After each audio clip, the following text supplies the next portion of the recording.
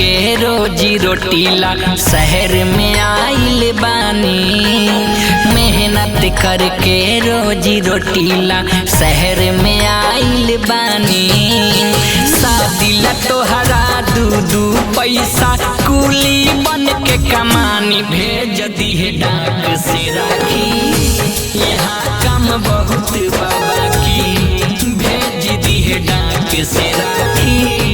यहाँ काम बहुत बाबा की। बंधन भाई बहन के होला टूटते ओहार। रक्षा बंधन भाई बहन के होला टूटते ओहार। आई बाला तो आँख से हमरा लोर के बहिन के भैया जानी रोइहा। बहन के कसम भैया ए भैया जानी रोइहा। बहन के कसम भैया।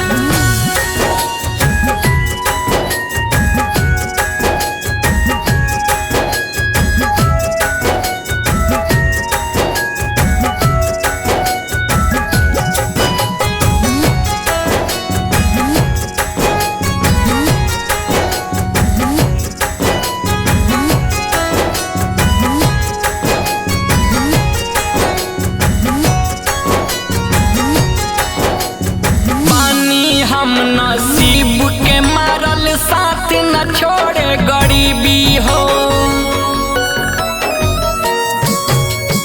राखी के दिन बहन लगे हो भाई से नहीं करीबी हो।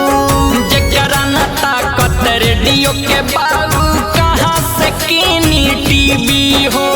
किस्मत से बढ़ के केहू के किस्मत से बढ़ के केहू के चले न कौनो चालाकी भेज दिहे डाक से राखी। यहाँ काम बहुत बाबा की भेज दिहे डाक से राखी। यहाँ काम बहुत बाबा की।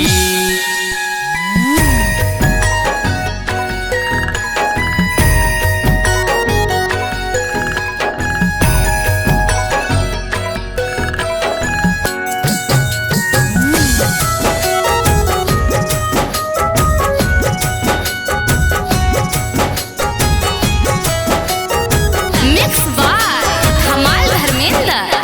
हाल बता दे बाबूजी के हाल बता दे माई के। खाट पशु तल खोखत वालो पैसा नहीं खे दवाई के। मेहनत भले बात दुगुना जेब तरसे ला पाई के। कहीं है आई तो पैसा दे देब कहीं है आई तो पैसा दे देब कर्जा दे देगा कि भेज दिहे डाक से राखी। यहाँ काम बहुत बाबा की भेज दिहे डाक से राखी। यहाँ काम बहुत बाबा की।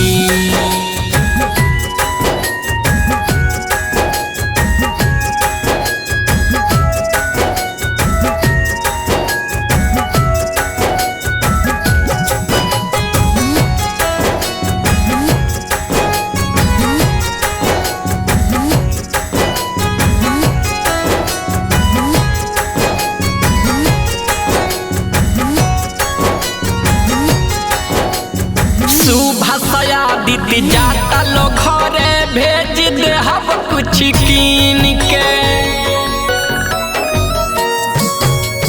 कह दिह भैया दे दिलो आके तोहरा सुनीता बहिन के।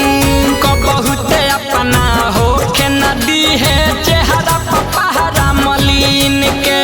घर पहुँचते दे दिह कह देब घर पहुँचते दे दिह कह देब नहीं तो पेरा ताकि भेज दिहे डाक से राखी। यहाँ काम बहुत बाबा की। ए भैया जानी रोइहा। बहन के कसम भैया। Annu recording studio Delhi.